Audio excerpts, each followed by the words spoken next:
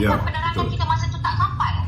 Dia sebenarnya masalah yang kita hadapi ialah orang yang mengutip GST ni pegawai custom. Okey? Okey. Pegawai custom kerja dia kutip cukai. Dia bukan penceramah, betul tak? Okey. Masalah kita pula cuba nak suruh orang politik untuk explain dengan menggunakan pasal GST dengan menggunakan bahasa rakyat. Memang ada penerangan UMNO Malaysia, Datuk Seri Muhammad Ahmad Maslan telah membuatkan banyak ceramah untuk bagi orang faham pasal GST. Kita ada program training for trainers. Penceramah kita bagi kefahaman macam mana nak explain pasal GST. Sebenarnya nak faham tentang GST, nak faham pasal 1MDB memakan masa yang begitu lama. Kena study betul-betul. So akhirnya menyebabkan pegawai custom tak boleh menyampaikan dengan bahasa yang mudah difahami. Ada jugalah pegawai custom yang biasa menggunakan bahasa rakyat, dia orang boleh explain well. Tapi kebanyakan report yang kita terima, mereka ini bila bagi penerangan dia berkonsep akademik. Macam kuliah Jadi pakcik kampung macam mana nak dengar benda ni? Lepas tu bila kita suruh orang politik pula, dia orang ni tak faham tentang sistem percukaian. Tak macam orang custom, dia faham. Jadi pun tak berjaya. Jadi sebenarnya itulah kelebihan pembangkang. Bila ada isu yang sukar untuk rakyat faham, itulah kelebihan yang ada pada pembangkang untuk memfitnah Barisan Nasional. Samalah isu 1MDB. Saya nak faham, nak boleh kupas isu 1MDB ni, saya jumpa Arokanda ni 8 kali. Isu 1MDB ni, saya nak faham, saya kena jumpa Arokanda 8 kali. Baru boleh cakap pasal 1MDB. Itu pun, kadang-kadang kita tak faham juga. Kita tanya lagi, kita telefon dia, kita communicate banyak kali, barulah boleh faham. Memang teknikal, terlalu kompleks. Jadi, itu sebabnya bila ada benda-benda yang terlalu kompleks, sudah pastilah ianya menguntungkan pembangkang, mudah untuk dia fitnah kita. Hari ini pun sama juga, contohnya macam Rafizi, dia menggunakan isu LCS. LCS ni pasal kapal perang kita, kapal TLDM. Dia kata kita dah bayar sampai 6 bilion tapi sebutir kapal pun tak ada. Padahal kita bayar untuk sebenarnya kos dia 9 bilion. 9 bilion ini kita bukan bayar untuk banner satu kapal demi satu kapal. One at each time. No. Kita kalau bayar satu kapal siap satu kapal banner lagi, maka kita punya kos tu akan berlipat kali ganda. Tapi kalau kita buat serentak 6 biji kapal, jadi bila kita beli barang, kita beli dengan bulk, kita beli dengan kuantiti yang banyak. Bila kita beli dengan kuantiti yang banyak, shipment pun boleh hantar menggunakan kontena-kontena sekali, hantar banyak kontena, maka kita boleh dapat harga yang jauh lebih murah. Yang ini yang ramai orang tak faham. Itu sebabnya tahun 2019, Mat Sabu, Menteri Pertahanan sendiri mengesahkan dengan modal 6 bilion yang sudah dibelanjakan oleh kerajaan, sudah lebih 52% kapal LCS ini sudah siap. Tetapi pada ketika itu, mereka ni pendek akal. Patut mereka benarkan kerajaan berbelanja lagi 3 bilion untuk siapkan kapal-kapal ni. Tapi apa yang mereka buat? Mereka hentikan pembinaan kapal ni. Jadi kapal ni jadilah bersibuk sekejap. Dan kapal-kapal ni bukan nilai dia 6 bilion yang dah separuh jalan siap ni. 6 bilion ini termasuklah barang-barang yang sudah pun dibeli in advance. Tinggal install pasang saja. Jadi kalaulah mereka ni bijak, mereka takkan stop. Sebab bila kita stop pembinaan kapal LCS, maka negara kehilangan 6 bilion sekali mata. Sebab tak ada satu kapal pun yang siap. Kapal ni dilaksanakan ataupun dibina serentak. Itu sebabnya benda-benda macam mereka mengatakan bahawa kita telah menggelapkan duit. Mana pula ni tadi hilang ni? Kita telah menggelapkan duit 6 bilion ringgit. Jadi hari ini saya nak beritahu kepada pengundi-pengundi kita, kan? Janganlah sekali lagi termakan dengan fitnah-fitnah Pakatan Harapan. Kalau sekali lagi kalian termakan dengan fitnah Pakatan Harapan, sekali lagi tuan-tuan kena tipu dengan manusia yang kita tahu pakar formula songsang ni, Rafizi Ramli and the gang, maka kita akan buat kesilapan yang sama pada tahun 2022 ni. Kalau dulu kita silap mengundi, berlakunya apa yang dipanggil sebagai undi berbelah bagi. Ada yang undi BN, ada yang undi Pakatan Harapan. Tapi ada yang marah, terpedaya dengan fitnah ke atas BN, tetapi tak tergamak nak undi Pakatan Harapan sebab dalam tu ada DAP. Maka mereka pun undi pihak yang ketiga, orang tengah. Dia ambil jalan tengah, bagi undi kepada PAS. Itu yang PAS dapat 18 kursi. Akibatnya BN cuma memperolehi 79 kursi. Kemudian kita lihat Pakatan Harapan berjaya membentuk kerajaan. Undi sekali kita dapat 3 Perdana Menteri. Jadi kalau kali ni mereka silap lagi mengundi, saya takut kali ni mengundi sekali dapat 5 Perdana Menteri. Ini boleh jadi, ini boleh jadi. Ya, tidak ada kestabilan. Kita kalau saya baca dalam komen-komen ni, dia ada kata tadi ada ni rasanya ni macai lah ni kot. Macai pembakar. Sorry Datuk, saya bagi kasar sikit. Dalam kata saya garam, so saya bagi garam sikit. Dia kata rakyat tak kisah bayar hutang negara. Sebab benda ni adalah sentimen yang dikeluarkan oleh Pakatan Harapan lah. Kononnya kita ada banyak hutang, jadi kita kutip GST tu sebab nak bayar hutang. Okay. Ini satu kenyataan yang bagi saya kenyataan daripada orang yang tidak boleh berfikir menggunakan akal. Sebab apa saya nak beritahu, pada tahun 2018 mereka mengatakan Malaysia ini bakal bankrupt. Bila kita tanya apa faktor kamu mengatakan Malaysia bakal bankrupt, kenapa kamu percaya dengan Mahathir, kenapa kamu percaya dengan Rafizi bahawa Malaysia menuju ke arah kebankrapan? Dia kata kadar hutang kita terlalu tinggi. I need to put this fact right. In 2015, kadar hutang Malaysia lebih kurang 54% berbanding dengan KDNK kita ataupun GDP kita. Tetapi 2016, Dato' Seri Najib berjaya turunkan kadar hutang kita kepada 52% lebih. 2017, kita berjaya turunkan lagi kadar hutang kita tinggal 50.8% berbanding dengan GDP kita. Suku pertama tahun 2018, sebelum kita kalah pada 9 Mei 2018, hutang kita pernah cuma tinggal 48% turun. 48% berbanding GDP ni sangat sihat.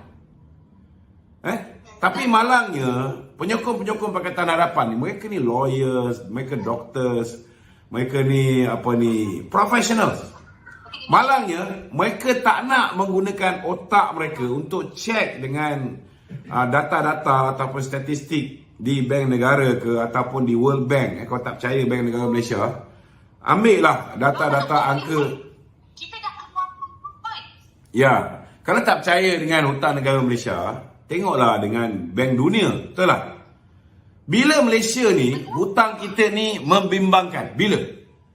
Hutang Malaysia paling tinggi dalam sejarah negara ni ialah pada tahun 1986. Pada ketika itu kadar hutang negara ini berbanding dengan GDP kita ialah 103%. Siapa Perdana Menteri masa tu? Saya nak tanya, 1986 siapa Perdana Menteri? Atuk Perdana Menteri kita ketika itu. Tapi walaupun hutang kita ketika itu lebih daripada 2 kali ganda hutang sebelum pilihan raya umum 2018, ada tak kita bankrupt? Tak bankrupt. Hutang Singapura pun lebih 100%. Hutang Jepun yang Mahathir pergi ke Jepun nak pinjam duit itu lagilah berlipat kali ganda lebih banyak daripada Singapura. Apatah lagi nak lawan dengan hutang kita. Itu sebab bila Mahathir Untuk dapat kemajuan tu macam bisnes lah Datuk. Ya. Bisnes ni kita kena ada zon maksudnya mungkin lagi besar perniagaan kita buat. Betul tak? Betul. Macam juga kerajaan, kalau kerajaan tu ada simpanan yang besar dan hutang yang besar, maksudnya kerajaan tu bergerak seiring memajukan ekonomi. Betul. Bukanlah nak jadi negara yang melainkanlah macam Kemboja ada hutang yang sangat tinggi tetapi standard ekonomi dia rendah. Itu boleh lagi kata negara yang itu boleh kita consider sebagai negara yang menuju ke arah bermasalah, kan? Lepas tu kita tanya, okey, katalah dia orang, bila kita jawab hutang kita sangat sihat, mereka pula cakap tak semestinya kekuatan sesebuah negara tu diukur dengan hutang. Kita tengok sekarang ni, dia kata pendapatan negara kita tak banyak, kita punya kehidupan berada di tahap yang teruk, pertumbuhan ekonomi tak bagus. Saya nak beritahu, kalau kawan-kawan penyokong Pakatan Harapan pada tahun 2018 dia semak balik kedudukan ekonomi kita, dia akan tahu bahawa kedudukan ekonomi Malaysia pada tahun 2017, setahun sebelum pilihan raya, kita punya pertumbuhan ekonomi nombor 3 terbaik di dunia, Nurul. Nombor 1 Filipina 6.9%, nombor 2 China 6.7%, Malaysia 5.9% pada ketika itu, Nurul. Jadi kalau mereka ini melihat pada data-data, angka-angka ekonomi, saya yakin mereka tidak akan ditipu oleh Rafizi Ramli. Dia tak akan ditipu oleh Siti Aisyah. Macam sekarang ni, saya tengok di TikTok lah contohnya. Orang macam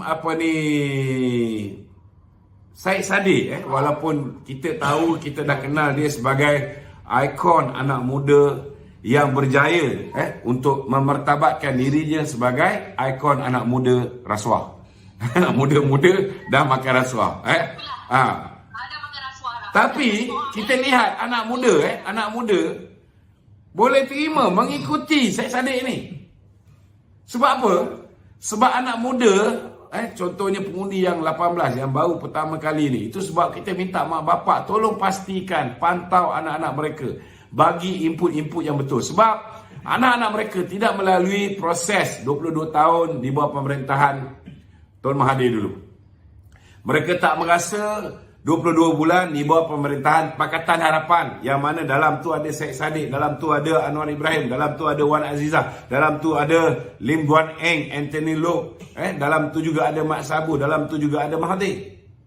Mereka tak merasa. Jadi kita kena ingatkan balik bagaimana anak-anak muda, kakak-kakak kepada anak-anak muda sekarang ni, yang dulu balik ke kampung mempengaruhi ibu bapa mereka, mengharapkan tolonglah mak, kali ni saja undilah Pakatan Harapan, kakak dah tak tahan dah bayar pinjaman PTPTN.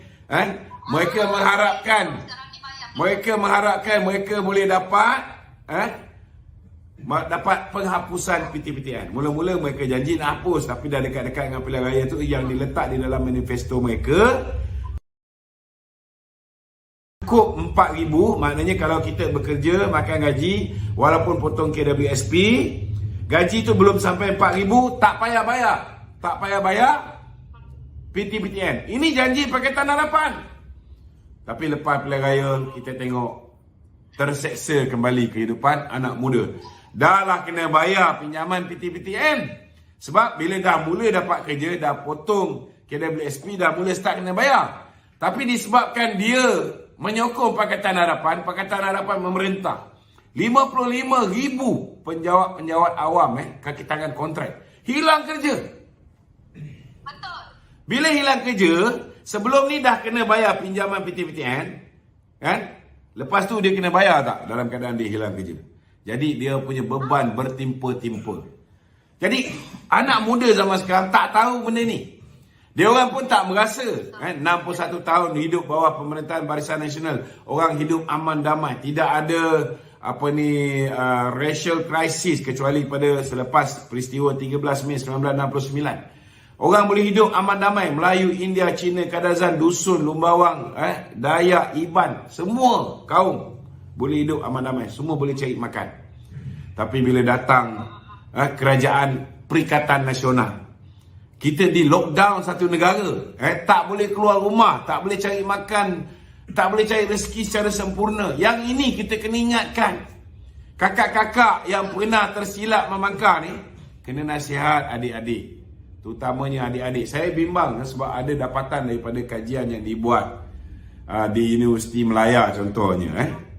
Dapatan ni menunjukkan bahawa student Universiti Melaya ni lebih kurang 30% bersama dengan Pakatan Harapan. Ini semua krim. Student Universiti Melaya ni krim. Maksud saya krim ni maknanya dalam banyak-banyak anak-anak kita yang pandai ni, kebanyakannya dihantar ke Universiti Melaya kalau mereka tak pergi overseas. So, they are the youngsters with brain. Tapi sedih sebab even though they have the best brain among all the youngsters in this country, tetapi mereka masih lagi boleh diperdaya oleh Pakatan Harapan. Ini yang kita sedih. Betul. Jadi kakak-kakak, ibu bapa, make sure this time around, tolong pastikan kita educate. Kita pastikan jangan sampai ada adik-adik kita, sanak saudara kita, jiran tetangga kita, khususnya orang muda. Orang muda ni ramai, Nurul. Yang berusia 18 tahun hingga 29 tahun, lebih 6 juta orang akan mengundi.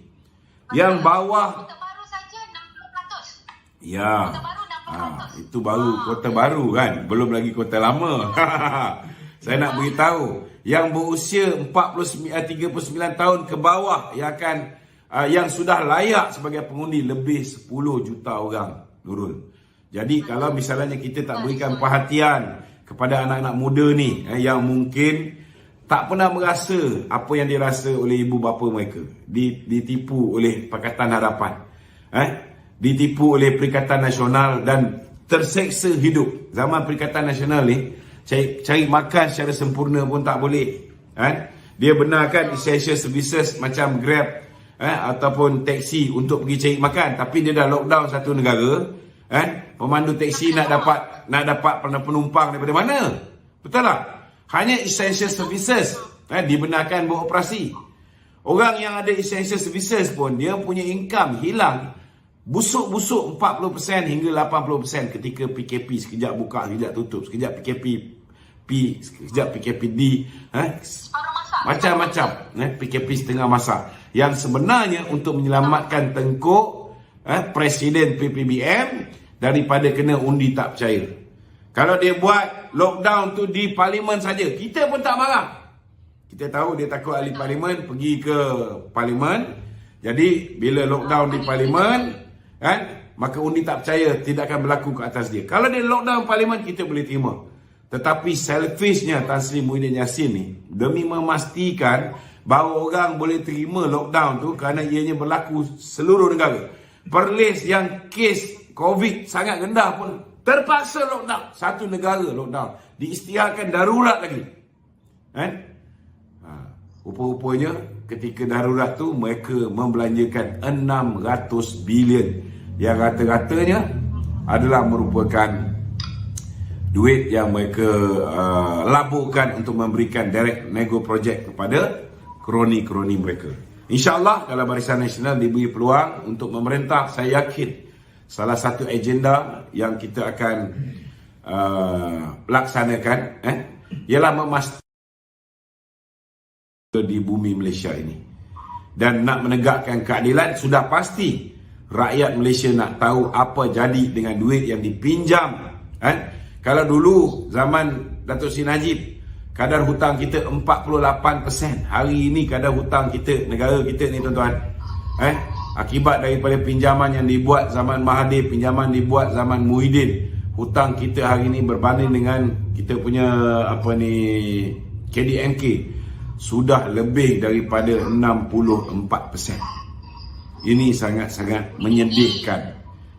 Dia tuduh kita buat hutang, sebenarnya mereka lah pakar dalam membuat hutang. Hutang kita lebih daripada 1 trilion hari ini.